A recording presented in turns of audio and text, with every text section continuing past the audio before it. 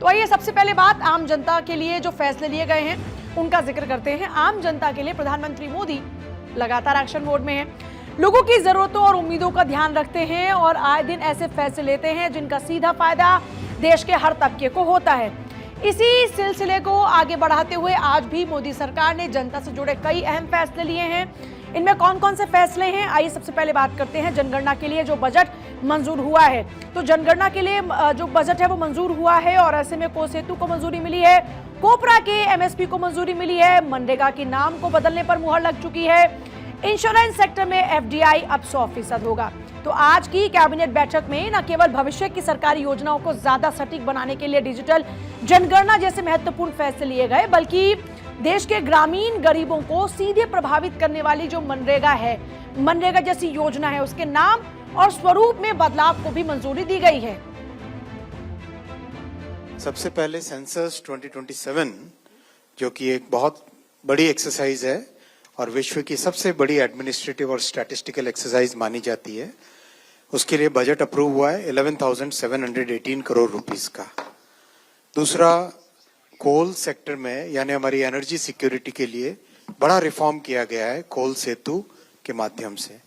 और तीसरा, किसानों के वेलफेयर के लिए माननीय प्रधानमंत्री जी की सरकार प्रतिबद्ध है और 11 वर्षों में कई बड़े स्टेप्स लिए हैं। उसी कड़ी में आज एक बहुत बड़ा सेफ्टी नेट का एमएसपी कोपरा के लिए अप्रूव हुई है। तो मोदी सरकार के 4 फैसले काफी अहम माने जा रहे हैं, क्योंकि फैसला जो न सिर्फ वर्तमान की चुनौतियों को ध्यान में रखता है बल्कि भविष्य की जरूरतों का भी ख्याल रखता है। आज की कैबिनेट बैठक ये साफ दिखाती है कि सरकार की मंशा क्या है और सरकार कैसे जनहित में कदम उठाना चाहती है और कैसे सीधे आम जनता का जो जीवन है उसे आसान बनाया जाता है इन फैसलों के जरिए, और विकास की गति को कैसे तेज करने पर जोर है। 2011 के बाद पहली बार देश में जनगणना होने को है और उसके लिए प्रधानमंत्री मोदी की अध्यक्षता में एक बड़ा फैसला लिया गया है। अब जब इस फैसले की हम बात करते हैं तो देखिए, केंद्र ने जनगणना 2027 के लिए 11,718 करोड़ रुपए मंजूर कर दिए हैं। देश में पहली बार डिजिटली जनगणना होने वाली है और इसके लिए 30 लाख कर्मचारियों को काम पर लगाया जाएगा और एक व्यक्ति की जनगणना पर 78 से 97 रुपए खर्च होने वाले हैं। 28 फरवरी से 1 मार्च 2027 तक मध्य रात्रि से जनगणना शुरू होने वाली है और ये जनगणना है वो 2 चरणों में आयोजित की जाएगी। जो पहला चरण होगा वो मकान सूचीकरण और आवास जनगणना, और जो उसका दूसरा फेज है उसमें जनसंख्या गणना की जाएगी। पहला फेज अप्रैल 2026 से सितंबर 2026 तक चलेगा। जो सेकेंड फेज है वो 2027 फरवरी तक आयोजित होगा। जनगणना के बाद में मोदी सरकार ने दूसरा अहम फैसला मनरेगा को लेकर किया है।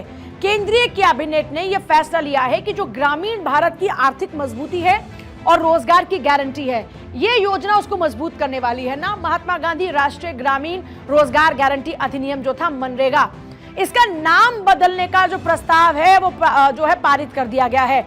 अब हम जब नाम की बात करते हैं तो समझिए किस तरीके से मनरेगा का जो नाम बदलने का बड़ा फैसला किया गया। इसका जो नया नाम होगा वो क्या होगा? वो होगा पूज्य बापू ग्रामीण रोजगार गारंटी। जो ग्रामीण है उनको साल में 125 दिन की गारंटी ये योजना देगी। स्कीम के लिए 1.51 लाख करोड़ रुपए का प्रोविजन किया गया है। नाम बदल दिया गया, लेकिन इसका जो मकसद है वो है आम जनता के हितों को साधना। इसके साथ ही मोदी सरकार ने कई और बड़े फैसले लिए जो आम लोगों के हिसाब से काफी अहम माने जा रहे हैं। तो कौन कौन से हैं वो फैसले? देखिए, कैबिनेट ने कोल सेतु विंडो को मंजूरी दे दी है। इसके तहत में जो इंडस्ट्रियल इस्तेमाल है और जो एक्सपोर्ट है उसके लिए अब जो कोल लिंकेज है उसकी नीलामी का प्रोविजन किया गया है। इसके साथ साथ सही पहुंच और रिसोर्स का सबसे अच्छा इस्तेमाल पक्का करना इसका मकसद है। 2026 सीजन के लिए कोपरा के मिनिमम सपोर्ट प्राइस की भी मंजूरी दी गई है। ऐसे मिलिंग कोपरा के लिए 445 रुपए प्रति क्विंटल की बढ़ोतरी की गई है और वहीं बॉल कोपरा के लिए 400 रुपए प्रति क्विंटल है। तो मोदी कैबिनेट ने इंश्योरेंस अमेंडमेंट बिल को मंजूरी दे दी है और बिल पास होने के बाद ये जो इंश्योरेंस सेक्टर है इसमें एफडीआई कितना होगा? 100%। इंश्योरेंस सेक्टर में अभी जो एफडीआई है वो है 74%, जिसको बढ़ाकर 100% कर दिया गया है। बिल पास होने के बाद विदेशी कंपनी पूरी तरीके से जो भारतीय इंश्योरेंस फर्म्स हैं उसकी मालिक बन पाएंगे।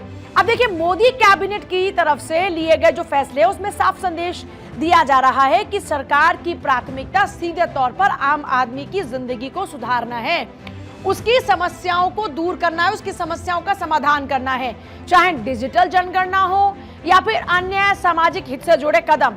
हर फैसला इस बात की ओर संकेत देता है कि मोदी सरकार जनता की अपेक्षाओं के अनुरूप तेजी से और प्रभावी कार्रवाई कर रही है।